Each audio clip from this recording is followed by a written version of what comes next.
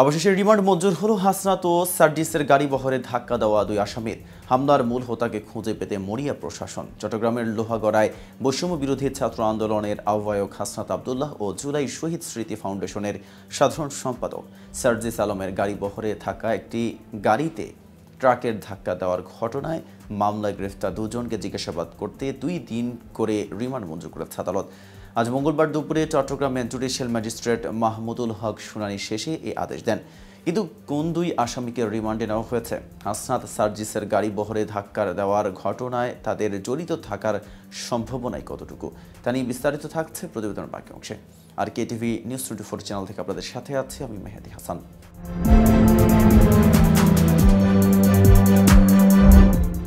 Remand মঞ্জুর হওয়া দুই আসামি হলেন ট্রাক চালক মুজিবুর রহমান ও তার ছেলে রিফাত মিয়া। চট্টগ্রাম জেলা কোর্ট পরিদর্শক হাবিবুর রহমান প্রথম আলোকে বলেন, সড়ক পরিবহন আইনে করা মামলায় দুই আসামিকে জিজ্ঞাসাবাদ করতে লোহাগড়া থানা পুলিশ 5 দিনের রিমান্ডের আবেদন করে। শুনানি শেষে আদালত 2 দিন করে রিমান্ড মঞ্জুর করেন। পুলিশ ও প্রত্যক্ষদর্শী ব্যক্তিরা জানান, গত 27 নভেম্বর সন্ধ্যা 7:30টার দিকে হাসনাত ও সার্জিস সংঘর্ষে নিহত আইনজীবী সাইফুল ইসলামের গ্রামের বাড়ি লোহাগড়ার চুন্তি ফারাঙ্গা এলাকা থেকে ফিরছিলেন।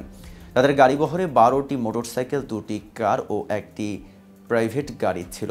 সাইফুলের গ্রামের বাড়ি থেকে 12 কিলোমিটার পশ্চিমে চট্টগ্রাম কক্সবাজার মহাসড়কের চুন্তি হাজি রাস্তা মাথা ওই এলাকায় বহরের গাড়িগুলো গ্রামীণ সড়ক থেকে মহাসড়কে উঠছিল। তখন প্রথমে 12টি মোটরসাইকেল ও পাজেরো গাড়ি মহাসড়কে ওঠে। ওই পাজেরো গাড়িতে হাসনাত সার্জিস ছিলেন। পরে একটি প্রাইভেট কার মহাসড়কে উঠতেই চট্টগ্রামমুখী একটি মালবাহী ট্রাক গাড়িটির সামনের অংশে ধাক্কা দেয়। এতে গাড়ির সামনের বাঁ দিকের অংশ ক্ষতিগ্রস্ত হয়। ক্ষতিগ্রস্ত গাড়িতে হাসনাত সার্জিসের কয়েকজন সফর সঙ্গী ছিলেন। তবে এই ঘটনায় কেউই হতাহত হয়নি। দুর্ঘটনার পর ট্রাকটি নিয়ে চালক পালিয়ে যেতে চাইলে বহরে থাকা মোটরসাইকেল আরোহীরা ধাওয়া দিয়ে চালক ও সহকারীকে আটক করেন। পরে তাদের লোহাগড়া থানা পুলিশের কাছে সোপর্দ করা হয়। এই ঘটনায় গাড়িতে থাকা আহমেদ নেওয়াজ বাদী হয়ে ঘটনার দিন রাতে মামলা করেন। এদিকে ভারতের সঙ্গে আর কোনো অন্যায় আপোষ হবে না বলেও জানিয়েছেন বৈষম্য বিরোধী ছাত্র আন্দোলনের সমন্বয়ক হাসনাত আব্দুল্লাহ। সোমবার রাত 10টার দিকে সামাজিক যোগাযোগ মাধ্যম ফেসবুকে এক স্ট্যাটাসে তিনি এই কথা বলেন। হাসনাত আব্দুল্লাহ বলেন, গত 50 বছরে বাংলাদেশ ভারতের সঙ্গে আপোষ, আত্মসমর্পণ ও নত জানু আলোচনার মাধ্যমে সম্পর্ক স্থাপনের চেষ্টা করেছে, কিন্তু ফলাফল বেশিরভাগ ক্ষেত্রে হতাশাজনক। বিশ্বাসঘাতকতা, শোষণ এবং আমাদের সার্বভৌমত্ব অধিকারের প্রতি অবহেলা।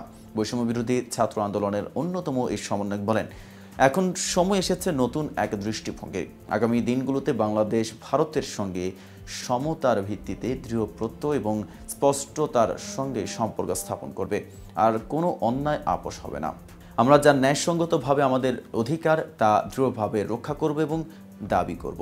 হাসনাত আরও বলেন, বাংলাদেশ ভারতের ছায়ায় নয়, বরং আত্মবিশ্বাসী ও সক্ষম অংশীদার হিসেবে অথবা প্রয়োজন হলে দৃঢ় প্রতিদ্বন্দ্বী হিসেবে দাঁড়াতে চায়।